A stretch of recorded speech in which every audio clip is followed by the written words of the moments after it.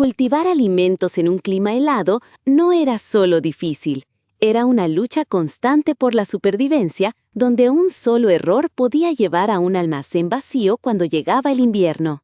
Sin embargo, los agricultores medievales no eran indefensos. Tenían una gran variedad de métodos, estrategias y trucos ingeniosos, empezando por las preparaciones que marcaban la diferencia antes de la primera helada. A medida que el aire se enfriaba y las horas de luz disminuían, toda la aldea estaba llena de actividad. Los agricultores trabajaban con urgencia, sabiendo que su existencia dependía de las tareas que completaran antes de que el suelo se congelara por completo. Su primer trabajo crucial era la labranza profunda, utilizando arados de madera fuertes con puntas de hierro, tirados por equipos de bueyes, para deshacer el suelo antes de que se volviera tan duro como una roca. Si esperaban demasiado tiempo para arar, el suelo se congelaría tanto que podría intentar patinar sobre él. Este primer arado ayudaba a que la tierra se mantuviera suelta y rica en nutrientes durante todo el invierno. El estiércol también era un recurso extremadamente valioso en la época medieval. Los agricultores recogían con esmero cada excremento de su ganado y lo esparcían en los campos en capas gruesas. A esto le añadían paja y hojas caídas, creando un mantillo que mantenía el suelo más cálido, en ocasiones hasta 10 grados, mientras se descomponía lentamente para enriquecer la tierra. Estos agricultores fueron los recicladores originales, convirtiendo desechos en oro agrícola mucho antes de que alguien pensara en ser ecológico. La gestión del agua era otra habilidad crucial, ya que nada arruinaba los cultivos más rápido que el suelo anegado que se congelaba en un bloque sólido. Utilizando simples palas de madera, los agricultores medievales cavaban meticulosamente extensas redes de zanjas, con algunos sistemas de drenaje de aldeas que se extendían por varios kilómetros. Estos canales dirigían hábilmente el exceso de agua lejos de los campos, evitando la congelación mortal que podía sacar a las jóvenes plantas de la tierra. Para cuando caía la primera nieve, los campos parecían vacíos, pero en realidad estaban llenos de potencial, esperando la llegada de la primavera. El trabajo cuidadoso realizado en otoño marcaba la diferencia entre tener comida y pasar hambre. Con la tierra preparada, los campesinos medievales se enfrentaron a su siguiente desafío: elegir plantas que fueran lo suficientemente resistentes para soportar el frío. No podían simplemente cultivar lo que quisieran.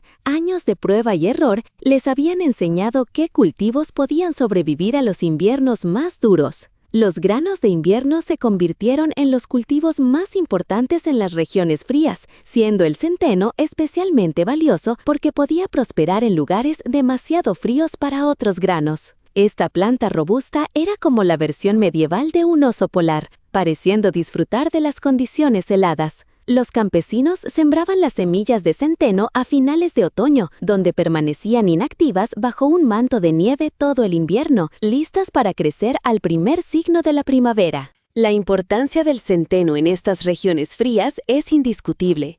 Restos arqueológicos encontrados en aldeas antiguas revelan que más del 70% de los cereales cultivados en el norte de Europa era centeno, y la mayoría de las personas consumían pan de centeno a diario. Los vegetales resistentes también eran esenciales para la supervivencia.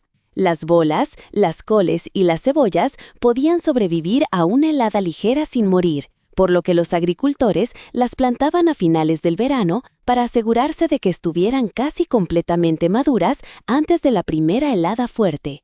La col era especialmente útil, ya que una sola planta podía proporcionar muchas comidas. Era como un cuchillo suizo de los vegetales medievales, comestible fresco, cocido o fermentado en chucrut, que duraba meses. Los agricultores medievales también descubrieron que cultivar ciertas plantas juntas les ayudaba a sobrevivir. Los frijoles y los guisantes, por ejemplo, se trepaban por los tallos de los granos como si fueran escaleras naturales. En esta perfecta amistad, una planta ofrecía soporte mientras la otra devolvía nutrientes vitales al suelo, lo que a su vez ayudaba a que los granos crecieran mejor. Otro método ingenioso consistía en plantar cultivos bajos entre los más altos. Las plantas más grandes actuaban como un escudo natural contra los vientos fuertes, creando un microclima más cálido para las plantas más pequeñas y frágiles que estaban abajo. Antiguos registros indican que este tipo de cultivo mixto podía aumentar las cosechas de alimentos en hasta un 25%. Incluso con plantas resistentes al frío en el suelo, los agricultores aún tenían que proteger sus cultivos cuando las temperaturas caían drásticamente. Desarrollaron métodos ingeniosos para resguardar las plantas del congelamiento sin tecnología moderna, y los refugios de estiércol caliente fueron una de sus soluciones más brillantes. Sabían que los excrementos animales frescos generan calor de manera natural a medida que se descomponen. Cavaban zanjas poco profundas, las llenaban con estiércol fresco y luego colocaban una capa delgada de tierra encima antes de sembrar. Los desechos en descomposición podían calentar el suelo hasta 15 grados durante varias semanas, evitando que las raíces se congelaran y permitiendo que las plantas crecieran a pesar del aire frío. Proteger las plantas del viento fue otra estrategia clave, ya que los vientos fríos podían dañar fácilmente los cultivos que podrían sobrevivir a bajas temperaturas. Para contrarrestar esto, los agricultores construyeron rompevientos llamados wattles, al entrelazar ramas flexibles en cercas resistentes. Estas barreras bloqueaban eficazmente los vientos fuertes mientras permitían que la luz solar llegara a las plantas. Se descubrió que los jardines protegidos por cercas de wattle podían producir casi un 30% más de alimentos que los jardines expuestos en la misma área. Los agricultores medievales también inventaron versiones tempranas de invernaderos, llamados cloches, que eran cubiertas en forma de campana hechas de vidrio o barro, que se colocaban sobre plantas individuales para atrapar el calor del sol. En áreas más grandes, los agricultores construyeron invernaderos, que básicamente eran cajas de madera con techos transparentes que protegían filas enteras de plantas.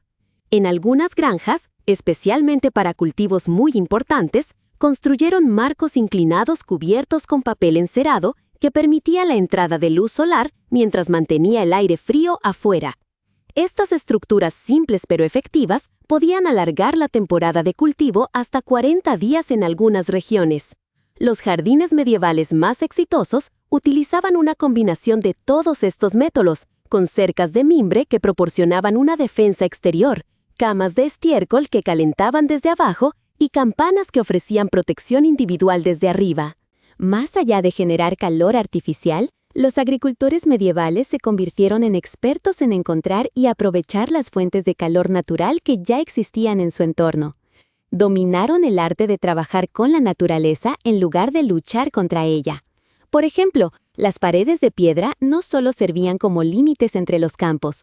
Los agricultores ingeniosos plantaban sus cultivos más delicados a lo largo de estas paredes orientadas al sur, que absorbían la luz solar durante el día y liberaban lentamente el calor almacenado durante la noche.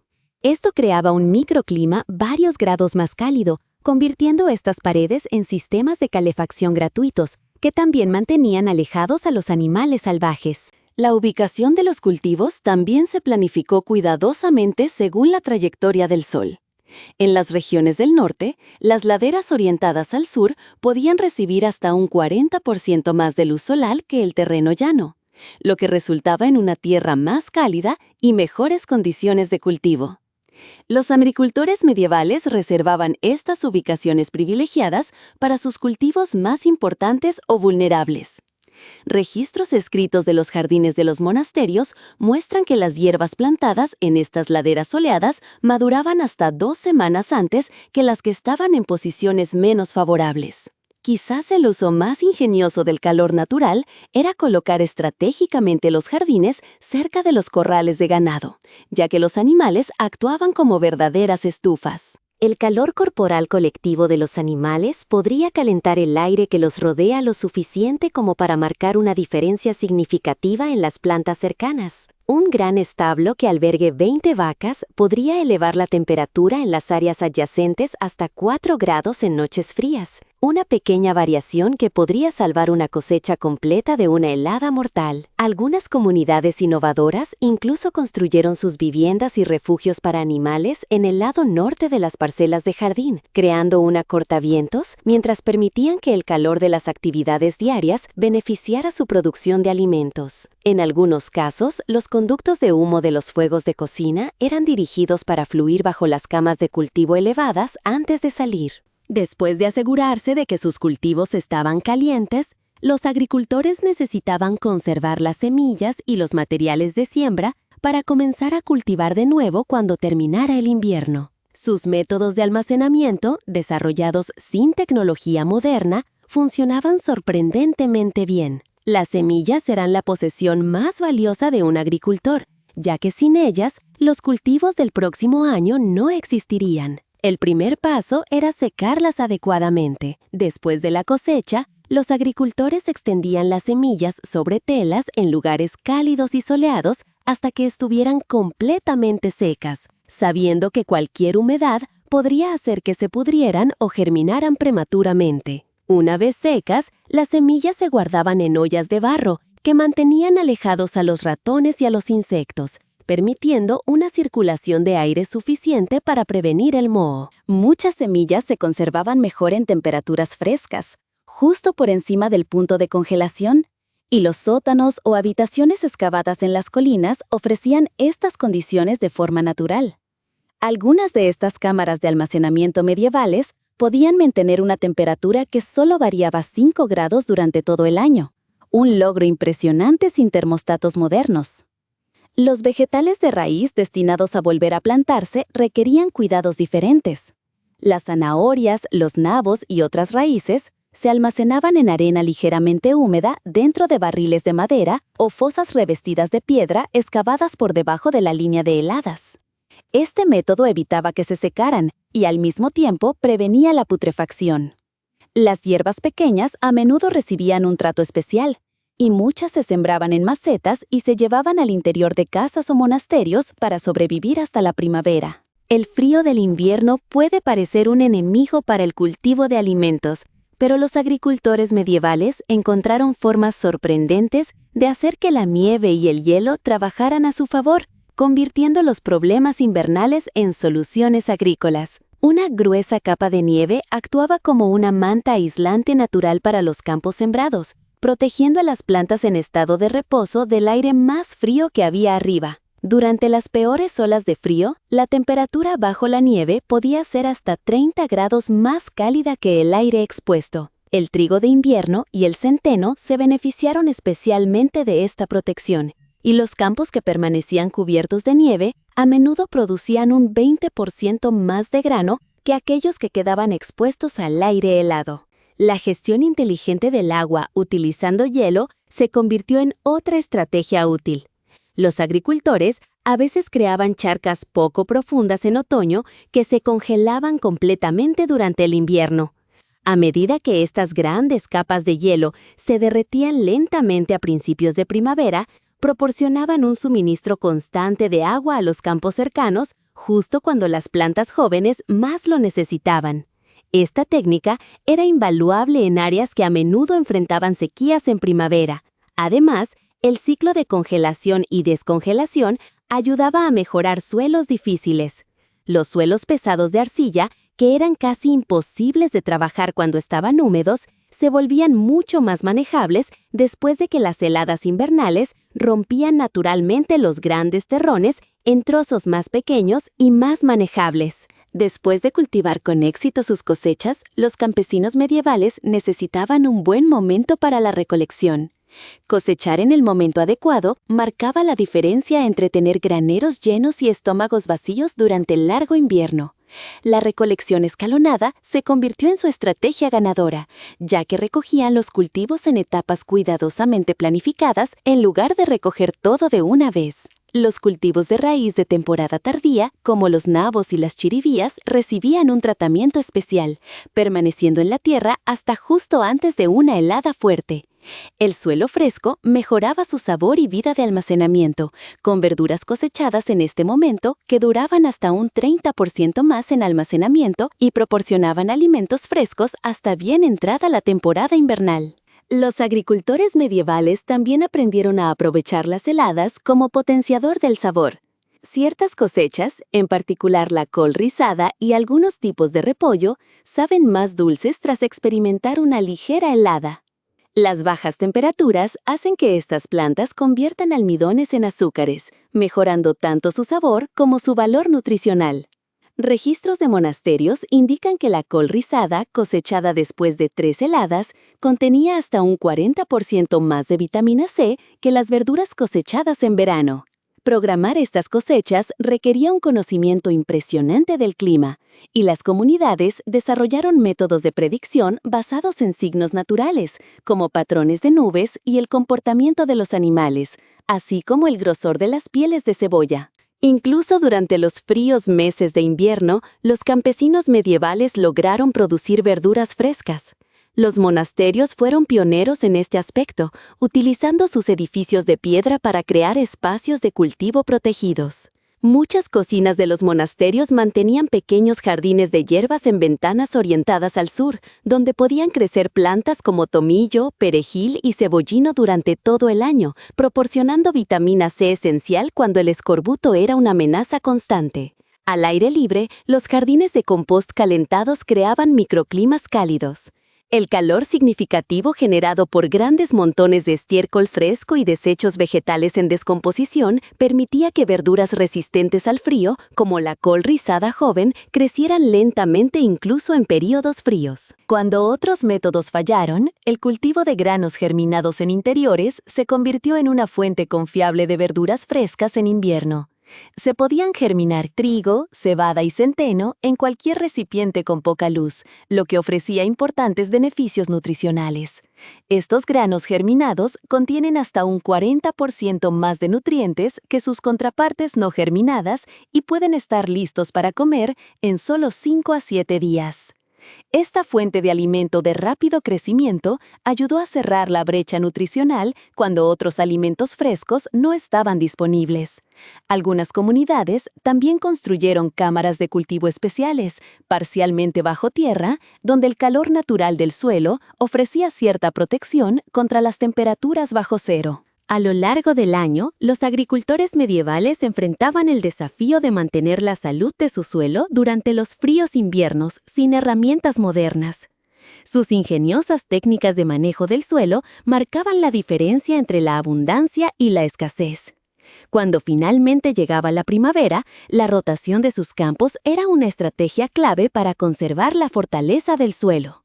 Por lo general, dividían sus tierras en 3 grandes parcelas, utilizando cada una de manera diferente cada año. Un campo se destinaba a cultivos de invierno, otro a cultivos de primavera, y el tercero se dejaba vacío, en barbecho. Este periodo de descanso permitía que el suelo del campo en barbecho tuviera un año completo para recuperarse y regenerar sus fuerzas y nutrientes. Agregar fertilizantes naturales también era fundamental para mantener el suelo rico. Se recogía ceniza de madera de las fogatas de cocina, que contenía minerales valiosos, y se esparcía por los campos. La mezcla de huesos de animales triturados en el suelo aportaba nutrientes importantes que ayudaban a las plantas a desarrollar raíces más fuertes, lo que era crucial para sobrevivir al invierno riguroso. Los agricultores también usaban cultivos de cobertura para proteger el suelo desnudo después de la cosecha. Se sembraban inmediatamente plantas de rápido crecimiento como el trébol, lo que no solo prevenía la erosión del valioso suelo superficial durante las tormentas, sino que también capturaba nitrógeno del aire, enriqueciendo el suelo para las cosechas de la siguiente temporada. En muchas regiones frías se utilizaba una técnica especial llamada marling. Los agricultores extraían arcilla calcárea de las profundidades del suelo y la esparcían por sus campos para equilibrar la acidez del terreno. Esta práctica era tan valiosa que el derecho a excavar para obtener marl a menudo se incluía en los contratos agrícolas. Después de la cosecha, las ovejas y los bovinos funcionaban como esparcedores de estiércol de 4 patas. Los agricultores dejaban que sus animales pastaran en las plantas sobrantes de los campos, lo que permitía que el suelo recibiera una nueva capa de estiércol de manera uniforme. Cuando finalmente se derretía la última escarcha, estos campos bien cuidados eran ricos y estaban listos para las semillas, cerrando el largo ciclo de protección invernal y comenzando la esperanzadora labor de la siembra de primavera.